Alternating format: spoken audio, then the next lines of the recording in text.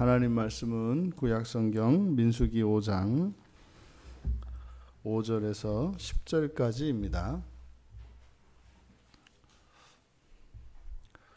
우리 같이 한 목소리로 함께 읽겠습니다. 여호와께서 모세에게 말씀하여 이르시되 이스라엘 자손에게 이르라. 남자나 여자나 사람들이 범하는 죄를 범하여 여호와께 거역함으로 죄를 지으면 그 지은 죄를 자복하고 그 죄값을 온전히 갚되 5분의 1을 더하여 그가 죄를 지었던 그 사람에게 돌려줄 것이요.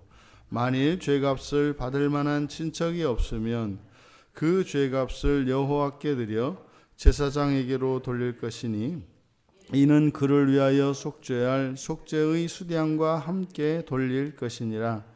이스라엘 자손이 거제로 제사장에게 가져오는 모든 성물은 그의 것이 될 것이라. 각 사람이 구별한 물건은 그의 것이 되나니 누구든지 제사장에게 주는 것은 그의 것이 되느니라. 아멘. 범죄와 속죄의 원리에 대해서 가르쳐주고 있는 중요한 본문입니다. 우리가 이 세상을 살면서 범죄하지 않을 수 없고 또 그러면 우리가 범죄한 것에 대해서 속죄하지 않을 수 없습니다. 범죄한 것에 대한 이런 속죄가 없다면 그 죄값이 죄에 대한 심판이 우리에게 남겨져 있기 때문입니다. 그래서 모든 죄는 속죄가 돼야 하죠. 그러면 이제 원리적으로 우리 그리스도인들에게 이 속죄는 그리스도께서 우리의 모든 죄를 대속해 주셨습니다. 그러니까 대신 속죄하셨다는 거죠. 그러면 그리스도께서 행하신 그 속죄가 우리의 속죄가 되기 위해서는 예수 그리스도의 십자가에 대한 믿음이 있어야 하고 또 죄가 죄로 인정이 되는 그래서 회개가 있어야 합니다. 그러면 구약에서는 지금 이 범죄와 속죄에 대한 이 원리가 어떻게 나타나는가 이것을 우리가 살펴봄으로써 우리가 예수님을 믿고 회개하여 그리스도의 대속으로 말미암은 속죄를 받는 우리 그리스도인의 그 속죄의 의미가 무엇인지 그리고 실제적인 속죄가 어떻게 이루어지는 것인지를 우리가 보다 명확하게 알 수 있겠습니다. 먼저 본문은 이 범죄하는 것과 속죄를 매우 독특하게 설명을 하고 있습니다. 6절의 내용을 보면 남자나 여자나 사람들이 범하는 죄를 범하여 여호와께 거역함으로 죄를 지으면 사람에게 죄를 짓는 것과 하나님에게 죄를 짓는 것을 같이 묶어버렸습니다. 이게 지금 우리말 성경이 좀 이제 정확하게 이제 번역이 되어 있지 않습니다. 남자나 여자나 사람들이 범하는 죄를 범하여 이것이 그러니까 사람이 사람에게 죄를 졌다 이 말입니다. 그러니까 사람이 사람에게 죄를 지음으로써 여호와께 거역함으로 죄를 지으며 이렇게 되어 있는데 여기서 여호와께는 죄를 짓는 것이 아니라 여호와께 악한 일을 행하여 유죄가 되면 그러니까 사람이 사람에게 죄를 범함으로써 여호와께 악한 일을 행하여 죄가 되면 유죄가 되면 이렇게 되는 겁니다. 그러니까요. 여기서 하나님께 대해서 죄가 되는 것은 하나님께 악한 일을 행했기 때문이라는 것이고 하나님께 악한 일을 행한 것이 다른 사람에게 죄를 지은 거라는 거예요.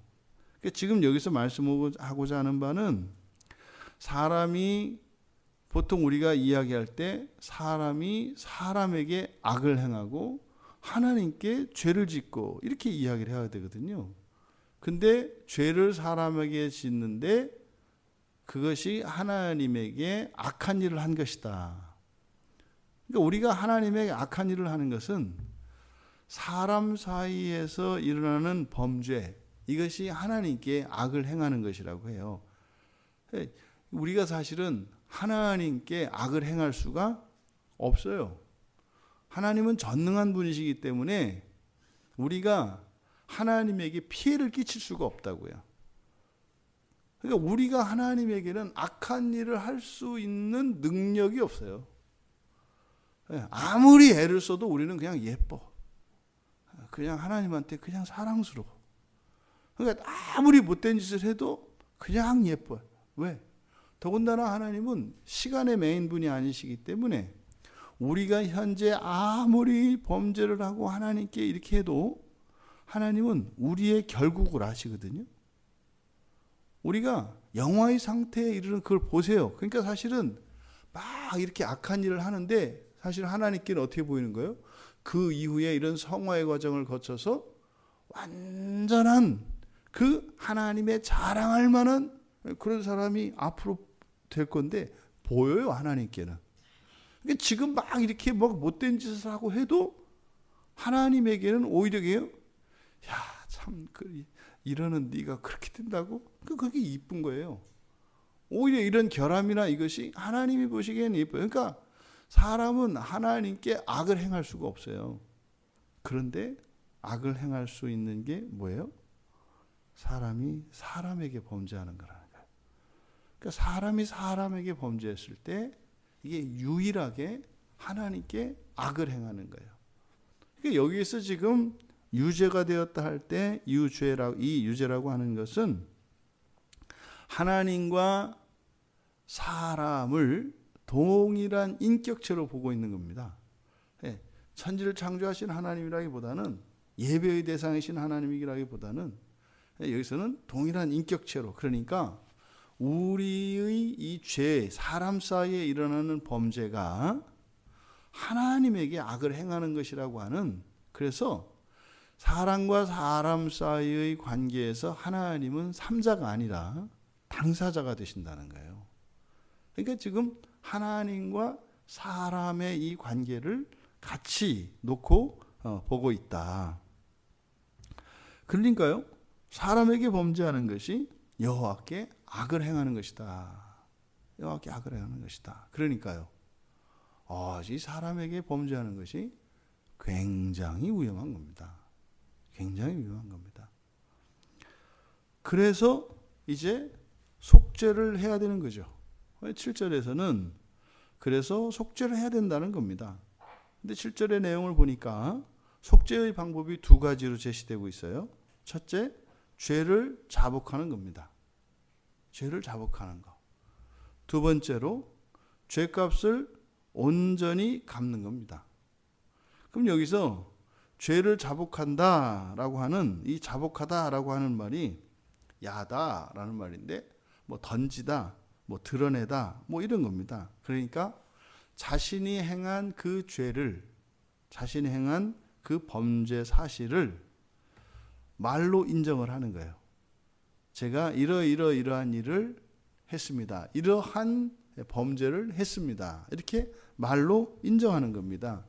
그럼 이렇게 여기서 죄를 자복한다 할 때 이것은 그 레위기 5장에 그리고 레위기 16장에 우리가 죄를 지었을 때 그 죄를 용서받는 속죄법이 제사거든요. 그러니까 레위기 5장에서 나오는 속죄제 또는 레위기 16장에서 나오는 대속죄제, 이게 우리가 죄를 하나님 앞에 자복하는 거예요. 그러니까 제물을 들고 가서 하나님께 제사를 드리러 가는 거, 이게 이 자체가 뭐예요? 내 죄를 인정하는 거다 이 말이에요.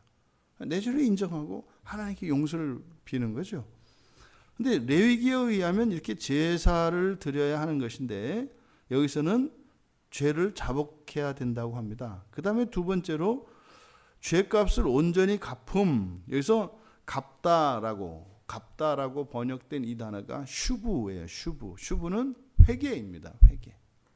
그러니까 죄값을 온전히 슈브라고 하는 것은 회개하다라는 말은 되돌린다는 뜻이에요. 원상 회복시킨다, 뭐 돌이킨다 이런 뜻이거든요. 근데 우리가 저지른 그 죄를 그의 범죄를 돌이키다 이렇게 되는 겁니다.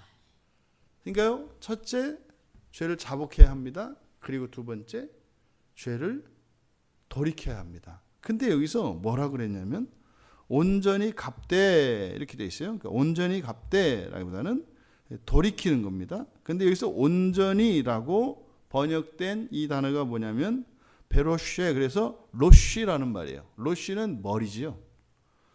그러니까 머리를 돌이킨다. 여러분, 머리를 돌이키는 게 뭐겠어요? 가던 길에서 되돌아선다는 의미죠.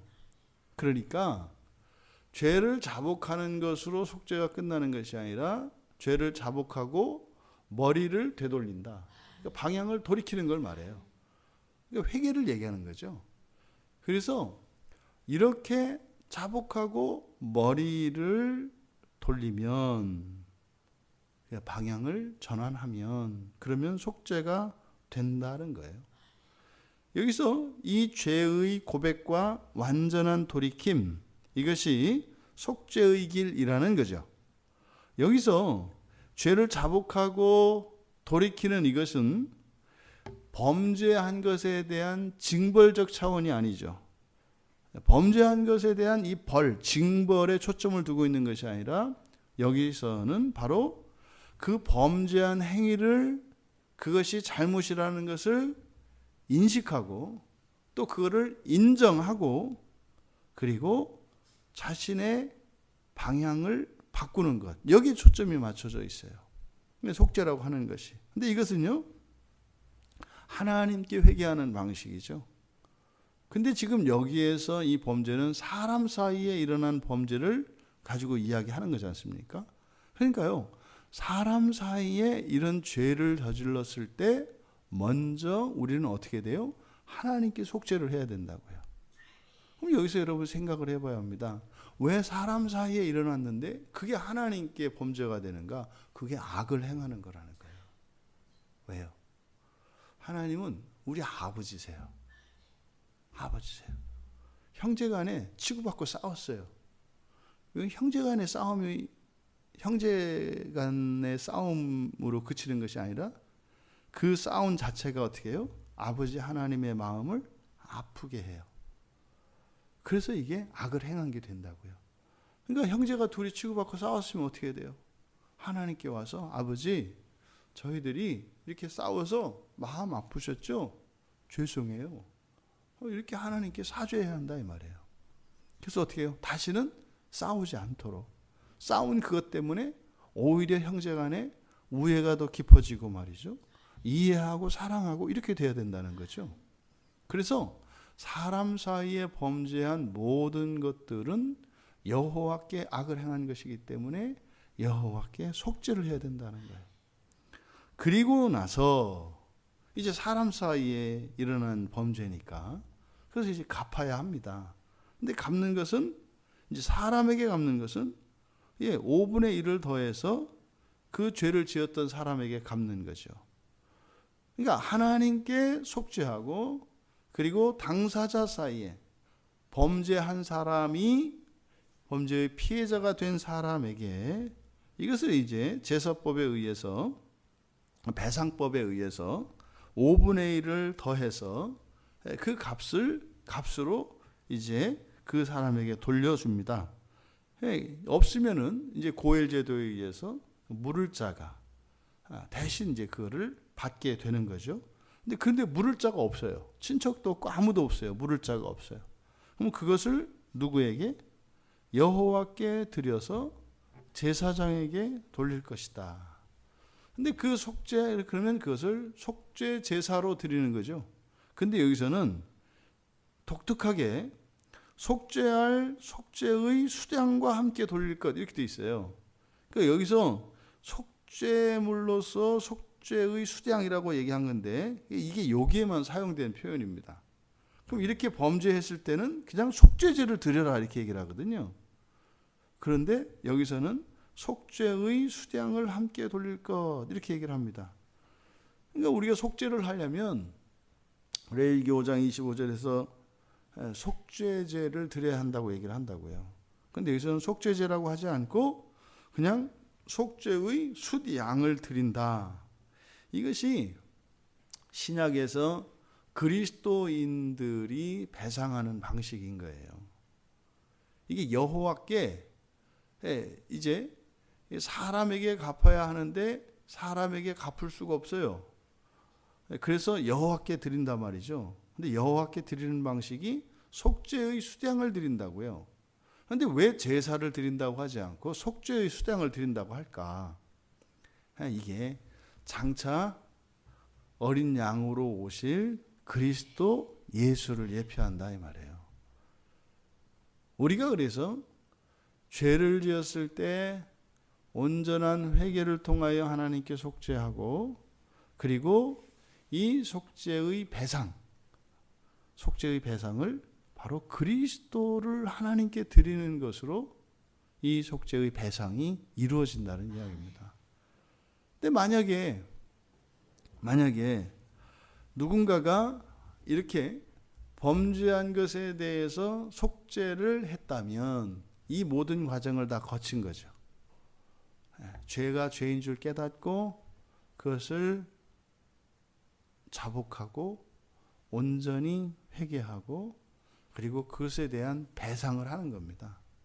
근데 그 배상이 바로 우리의 주 대신 그리스도 예수가 배상물이 되신 거예요. 우리가 치른 모든 죄에 대한 배상으로 그리스도가 죽어주신 거죠. 그러니까 우리는 그리스도께 단지 생명만 빚졌을 뿐만 아니라 사실은 이 모든 배상물에 대한 은혜를 입고 있는 거죠. 그 빚까지 우리가 다 지고 있는 겁니다.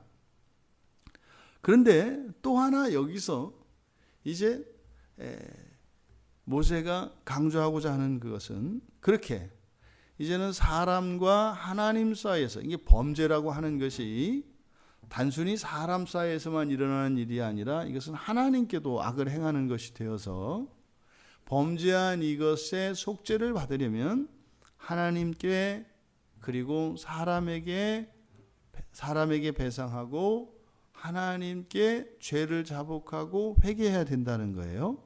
근데 이때 이제 사람에게 갚아야 되는 이 배상물이 있는데, 이것이 그 사람에게 갚을 것이 아닌 경우에는 이제 여호와께 드린대요. 근데 여호와께 드린 그 속죄의 수량이 누구에게로 돌아간다고요?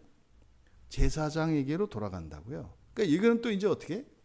이 속죄에 있어서 속죄 제물을 통해서 하나님과 제사장과 사람 사이의 관계를 또 나타내요. 그러니까 범죄도 사람에게 하면 하나님께 하는 것이고, 또 이 속죄물을 드릴 때 하나님께 드리는 것이 또 누구에게? 사람에게 주는 게 된다는 거죠. 근데 사람이 누구예요? 하나님의 소유된 제사장이죠. 지금 모세가 이 본문에서 이야기하고자 하는 거, 거제로 제사장에게 가져오는 모든 성물은 또 제사장이 될 것. 제사장은 누굽니까? 하나님의 완전한 소유된 자예요. 그러면 하나님의 소유된 자가 이 세상을 어떻게 살아가는 것인가를 또 보여줍니다. 그러니까요, 그러니까 범죄한 사람들이 속죄물로 가져온 그것이 또 하나님의 것이, 하나님의 소유된 제사장들의 것이 되고, 또 하나님께 드리기 위하여 가져온 이 거제물들, 이것이 또 제사장에게로 간다는 겁니다. 그러니까 여기서 물론 성물이라고 하는 이 말이 이제 테루마라고 하는 말인데, 이 테루마는 이제 들어 올린다. 거제물을 이렇게 들어 올리는 거죠. 그래서 앞에서 우리가 이 이스라엘 백성들을 계수할 때도 나사라는 말이 들어 올린다라는 말이었어요.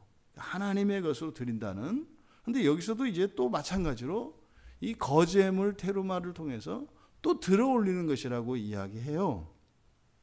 그러면 이렇게 드려진 이 거제물들 뿐만 아니라 또한 이 속죄물이 하나님께 드려지는데 그것이 제사장에게로 가요. 그러면 제사장 된 여러분들이 이 세상을 살아가는 방식은 바로 무엇입니까? 하나님께 드려진 그것이 하나님께 드려지고 그것이 여러분들께 오는 거예요. 그냥 여러분들이 직접 그것을 받는 것이 아니라 일단 하나님께 드려지고 그것이 여러분들께 된다고요. 그러면 여러분들은 사람에게 받지만 그것은 사람에게 받는 것이 아니라, 그리고 이 지상에 있는 것을 받는 게 아니라 하나님으로부터 하늘의 것으로 받는다 이 말이에요. 그러니까 그냥 여러분들이 이제 뭐 회사에서 월급을 받으시잖아요. 그럼 월급을 받으셨을 때 우리가 이제 11조를 하고 11조를 합니다. 그럼 11조를 하는 의미는 무슨 의미예요? 모든 것을 하나님께 드린다는 의미예요. 10의 1조는 그냥 10분의 1만 드리는 게 아니라 나의 모든 소유를 하나님께 드린다는 의미입니다. 그러니까 10분의 1을 가지고 다 드리는 거예요. 그러니까 10%를 뺏기는 게 아니라 다 드려야 할 것을 10분의 1로 다 드린다 이 말이에요. 그러면 내가 뭐 실제적으로는 100만 원을 월급을 받았는데 10만 원을 헌금을 드렸잖아요. 그럼 90만 원은 내가 계속 가지고 있는 거 아닙니까? 그런데 여기서는 뭐라고 얘기하는 거예요? 이렇게 속죄물을 드리는 것 같이 이렇게 11조를 하나님께 드렸을 때 나의 모든 것을 하나님께 드린 게 되고, 그러면 그 가운데에서 90%를 나에게 되돌려 주신다는 거예요. 그러면 이렇게 11조를 드리는 순간 내가 가지고 있는 소유의 의미가 바뀌어요. 드릴 때는 땅의 것으로 드렸죠. 근데 그 순간 내가 가지고 있는 모든 것은 하나님으로부터 온 하늘의 것이 된다고요. 그래서 하나님의 백성된 자들이 소유하고 있는 이 90만 원과 하나님을 믿지 않는 사람이 가지고 있는 90만 원은 달라요. 이것은 하나님으로부터 온 것이고 이것은 세상으로부터 온 것이에요. 하늘로부터 온 것은요 마르지가 않아요. 이 90만 원은 저기 90만 원은 쓰면 없어져요. 근데 여기서 90만 쓰면 물론 통장에서는 0이 돼요. 그런데 이게요 안 없어져요. 이해가 되십니까? 돈을 쓰면 없어져요. 그런데 하나님의 것으로 살아가는 대제사장은 이게 안 없어져요. 이보다 더 좋은 게 어디 있어요? 쓰는데 남아있는.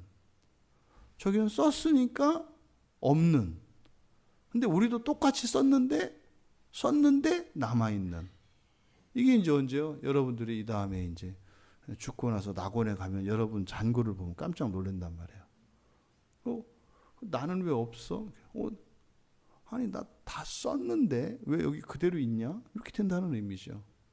이게 지금 이 세상을 살아가는 것과 저 하늘나라를 살아가는 일이 맞물려 있다는 거예요. 사람 사이에 범죄하고 그러면요 범죄하는 게 사람에게 죄를 짓는 것이 하나님에게 악을 행하는 거라면 이걸 뒤집으면 어떻게 돼요? 사람에게 사랑을 베풀면 어떻게 되는 거예요? 하나님에게 선을 행하는 거네요. 아니 우리가 어떻게 하나님한테 선을 행해요? 더 좋을 게 없는 분이 하나님인데 어떻게 우리가 더 좋게 해요? 그러니까 여러분들이 하나님을 더 좋게 하는 방식은 뭐예요? 소자에게 물 한 그릇을 주면 하나님에게 빚지우게 하는 거예요. 여러분 사람에게 죄를 지면 하나님께 악을 행하는 거예요. 반대로 사람에게 선을 베풀면, 사람에게 사랑을 베풀면 하나님에게 선을 베푸는 거예요. 멋있지 않아요? 우리가 하나님한테 이렇게 딱 뭘 좀 베풀 수 있다는 게 멋있지 않아요? 그러니까 여러분 우리가 서로 사랑하고 서로 호의를 베풀 때 여러분 마음속으로는 뿌듯함이 있으셔야 돼요. 내가 또 하나님에게 또 이렇게 빚지게 만드는구나. 하나님을 빚쟁이로 만드는구나. 그러면 여러분 하나님이 가만히 계시겠어요? 우리도 신세를 지면 신세를 갚을 줄 아는 사람들인데 하나님은 어떠시겠어요? 이게 지금 이 속죄에 대한 이야기를 통해서 범죄했을 때 어떻게 속죄해야 되고 그 속죄를 하기 위해서 일어나는 이 속죄물과 이 성물을 통해서 어떻게 하나님의 소유된 백성들에게 그것이 돌아가는가, 이 과정을 통해서 우리들의 범죄의 그리고 우리들의 이런 사랑과 선행의 영적인 의미가 무엇이고 또 하나님 소유된 백성들이 이 세상을 살아가는 방식이 땅의 것으로 써서 없애고 살아가는 것이 아니라 땅의 것을 하늘의 것으로 바꾸어 어차피 써야 되지만 써도 사라지지 않는 하늘의 자원으로 하늘에 쌓아가며 이 세상에서 쓰며 살아가는 이 영적인 원리를 우리에게 가르쳐주고 있습니다.